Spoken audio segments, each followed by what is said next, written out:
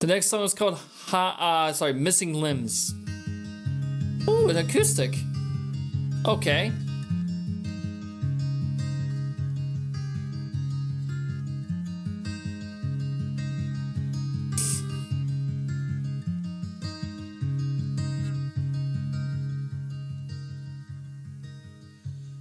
Just to let me know, nowadays the outer realms of heaven don't keep up on the charm offensive anymore, failing to remind you what you're living for. Now I'd give anything to borrow your indifference. I'd drink you in to temper your belief in all my promises, to swallow my desire and choke on it, 'cause it still makes my blood run cold to remember what they did before, the stories that you I was not expecting an acoustic in the end. I really wasn't. That's pretty cool. Oh, but worry not, the blessings rain Piano with acoustic. I'm pretty sure that's the first time I ever heard anything like that. That's awesome. I think the only time that I've heard that was Demian's. I'd give anything to balance your conviction with certainty, to fall asleep without you lying next to me, to sever my connection with everything, 'cause it still makes my blood run cold to remember what I did before, the stories that you never told to me,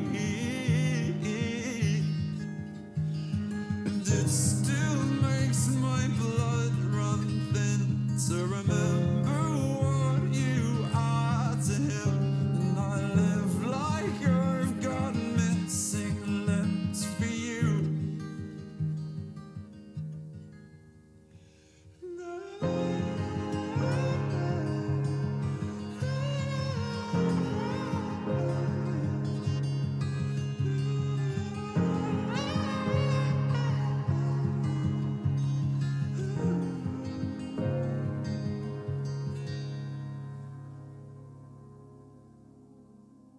Is that it?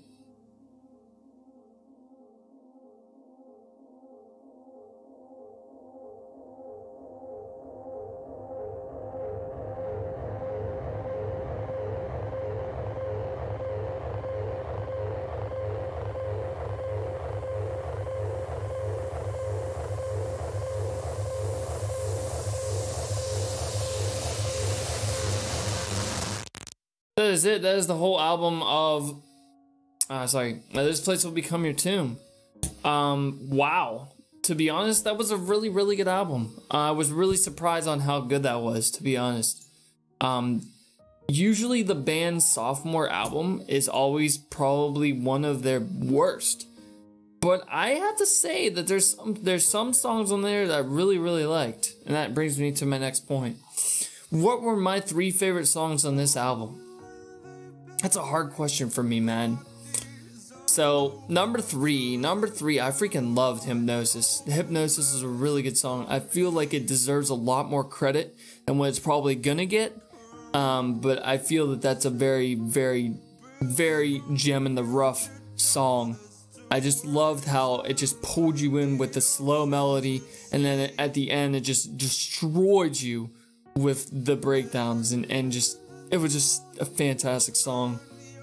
Number 2, man, this is also another hard pick for me, but I'm probably gonna have to go with Telemaris. I like Telemaris a lot because it was really melancholic song compared to stuff in the past, and like Sundowning. They didn't do anything like that, and I just like how it pulled me in at the end as well. And it was just a really, really fantastic song. Really love that song. My all-time favorite song on this album. man, it's a mixture between The Love You Want and Mine. Both of them, and High Water was really good too, man. I would have to take a few listens for me to actually pick one, but if I had to pick one for now, my number one favorite song on this album is probably High Water. The reason I like High Water so much is it just pulled you in. Literally, it drowned you in High Water. That song alone just drowned you, and it just submerged you, literally submerged you in the music. I just loved it. It was just a fantastic, fantastic song. Alright guys, well, the time has come, man. What does Sleep Token sound like? What do I feel that they sound like? So, I feel that Sleep Token has derived a lot of influences from 5 bands. I told you I'm going to be doing 5 bands now. Number 1 is definitely Deftones. I definitely hear Deftones in their musical style, in their drumming, and their, not their vocals, but their guitar work, definitely their fretwork. I hear Steph Carpenter's fretwork with the influence of his fretwork with the guitarist. The bass as well. The bass is very influenced by Deftones. The second band I think that this band is influenced by would have to be Bastille. The reason why I say Bastille is because Bastille just, the voice of Vessel really reminds me of Bastille, and it just really, it really pulls you in. It's a very, very, very, very significant voice. It's the British voice. It's not like, it's not the British voice. I'm just saying, like, it's just, it's got a really, really good voice, man. He's a really, really fantastic voice.